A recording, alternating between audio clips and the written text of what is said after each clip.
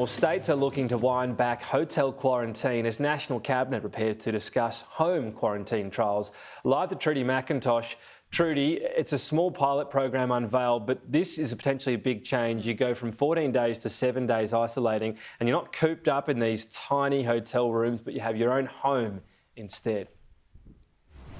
A lot of states will be watching on, Tom. It's starting off, as you say, with a small trial here in New South Wales. 175 lucky people will be able to bypass the hotel quarantine system after touching down in Sydney. They'll then not have to do 14 days, the usual period of quarantine. Instead, it will be 7 days closely monitored at their home.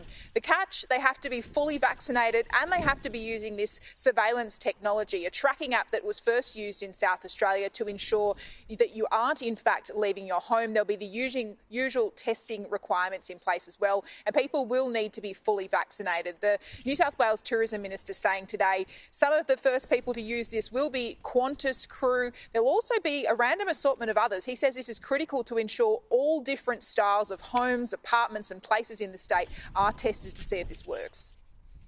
We want to make sure that we get that spread across, like I said, different types of accommodations, different types of age groups, different types of conditions, because we want to be able to learn what the hotel quarantine system needs to transition to when we've got home-based quarantine.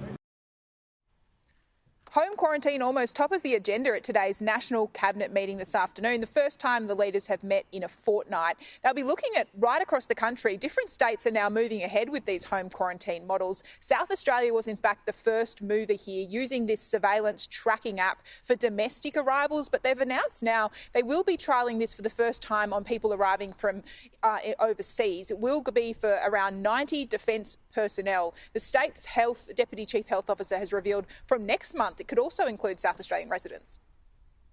From the beginning of October, we'll be looking to expand into the international travellers who are SA returning residents who are fully vaccinated. We know a number of people have emailed into us and requested to be part of this, and of course through different government departments as well. But it will be a stepwise approach, and it will be done in conjunction with the Commonwealth around opening that up and expanding the pilot.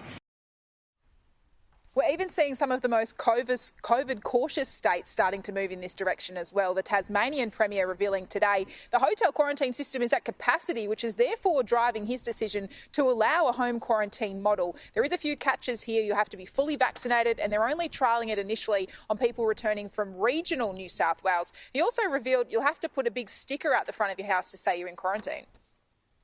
One thing that we need to do in terms of this trial will be to ensure that people who arrive at the house inadvertently know that somebody in the house is quarantining.